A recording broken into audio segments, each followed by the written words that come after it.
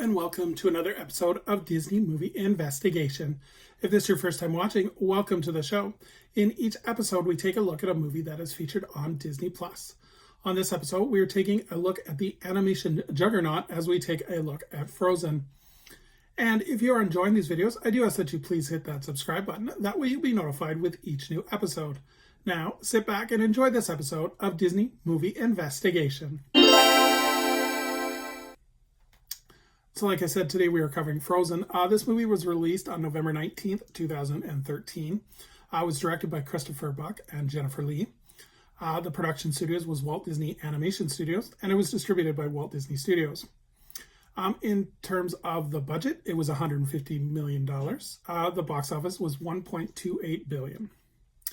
In terms of the production, so Walt Disney actually himself had been exploring the idea of a live action version of Hans Christian Andersen, The Snow Queen, as early as 1937. In March of 1940, Walt Disney explored the idea of doing a co-production with Samuel Goldwyn Studio, and this would have Goldwyn shooting the live action scenes while Walt Disney would handle the animation scenes. However, after Disney shifted focus to propaganda films during World War II, the development would be halted. Flash forward, as Walt Disney Feature Animation would start to develop a version of the Snow Queen in the late 90s, the project, however, would be scrapped after animator Glenn Keane shifted focus to work on a Rapunzel story, which would ultimately end up being Tangled.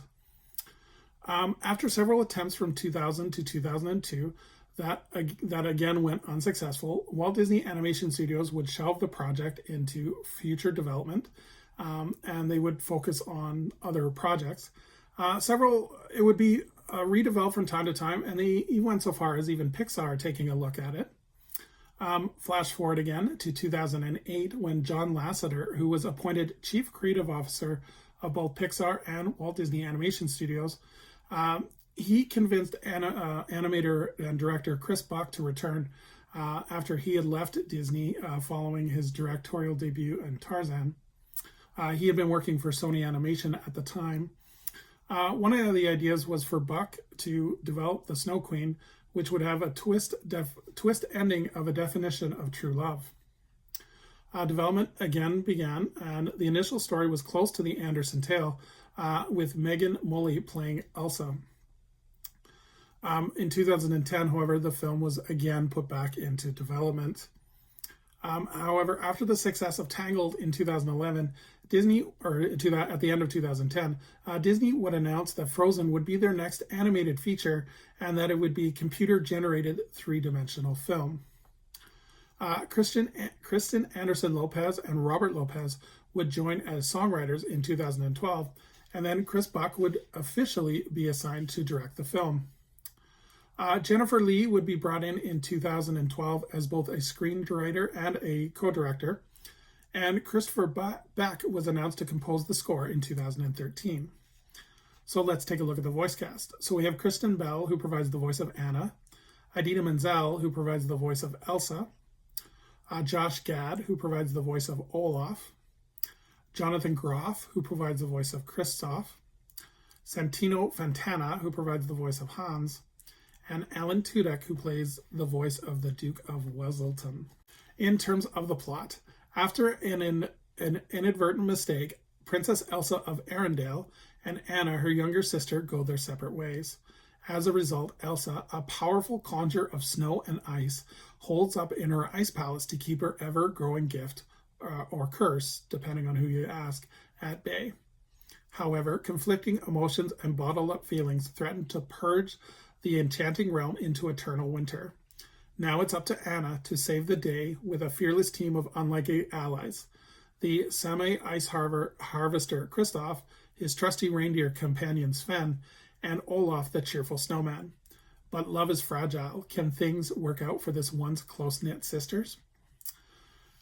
So this movie had extensive marketing. Disney put the full weight of their animation studio behind it. So the song Let It Go and In Summer would be performed at the 2013 D23 Expo, and a teaser trailer would be released later on June 13th of 2013. The film would be promoted very heavily at the Disney parks, with initial meet and greets with both Anna and Elsa. On November 6, 2013, Disney Consumer Products would release a huge collection of merch, and the theatrical film itself would be released with a Mickey Mouse short called Get a Horse. Because the film was so successful right out of the gate, on January 31st, 2014, a sing-along version was released to theaters as well. Ultimately, this film would be translated into 41 different languages across the world.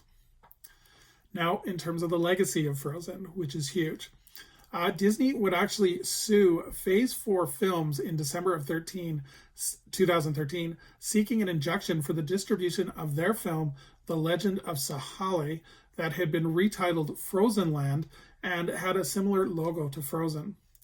The companies had settled later on in January of 2014, where Phase 4 had to pay Disney $100,000 and remove all copies of Frozen Land. Children's singer Jamie Cacaro would sue Demi Lovato, Idina Menzel, and Walt Disney Animation Studios over Let It Go, saying that his song Volar was very similar and Disney had copied it. This suit was ultimately dropped. Frozen would go on to win the Academy Award for Best Animated Feature, as well as Best Original Song for Let It Go. Because of the success of the animated film, in January of 2014, it was announced that Frozen would be adapted into a Broadway musical. As well, the show Once Upon a Time would use the characters as part of a storyline arc as part of their 4th season. ABC would air a special called The Story of Frozen, The Making of an Animated Classic, as well as Disney on Ice would also present a show that featured the characters, which debuted in Orlando, Florida in 2014. Before the live-action adaptation of Cinderella, a new Frozen short called Frozen Fever would be debuted, as well as Olaf's Frozen Adventure, which would make its debut before Coco. In terms of the Disney parks, a stage show would be featured in California Adventure in the Hyperion Theater, as well as in Epcot. The attraction Maelstrom would be rethemed to Frozen, and the attraction was called Frozen Forever After.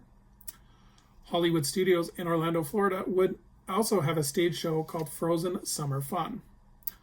Meet and greets for Anna and Elsa would actually take place at most of the Disney parks, and the average wait time to meet the two ice princesses would be well over 4 hours. Adventures by Disney even got into the Frozen fever, as they would increase their vacation packages to Norway based on the film. In terms of merchandise, Random House would report that they sold over 8 million books based on Frozen by 2014. And the young adult series Disney's Twisted Tales would include a Frozen theme book called Conceal, Don't Feel. And finally, in terms of video games, Kingdom Hearts would include Arendelle as one of their playable areas. So would I recommend this movie? For the one person on the planet that probably has not seen this movie, I think this movie is kind of a resurgence of Disney animation. The story is very well done. You have great characters, very likable. I like the twist at the ending in terms of true love, how it's not what you think it's going to be. I think the songs are really great. I think Let It Go, unfortunately, is a little bit overplayed, but that's just when you get a song that's popular like that, it just gets bigger and bigger and bigger. But I think this is what really kicked off animation in terms of the Disney company for the next decade, because you had, right after this, you had success with Wreck-It Ralph, Zootopia, Moana. So this kind of put more gas in the tank of Disney Animation Studios. So definitely recommend it if you haven't seen it. If you haven't seen it in a while, rewatch it. There's always kind of cool things to watch every time you see it as well. So thank you so much for joining us here on another episode of Disney Movie Investigation. I would love for anyone to please leave their favorite memory of Frozen in the comments below, as well as if you kind of have like a favorite piece of merchandise or an experience with Frozen, definitely please share it below. And as we look forward to our next episode, we are going to go back to the Planet of the Apes series as we take a look at War for the Planet of the Apes. So until next time, I hope you have a magical day, and we will see you real soon.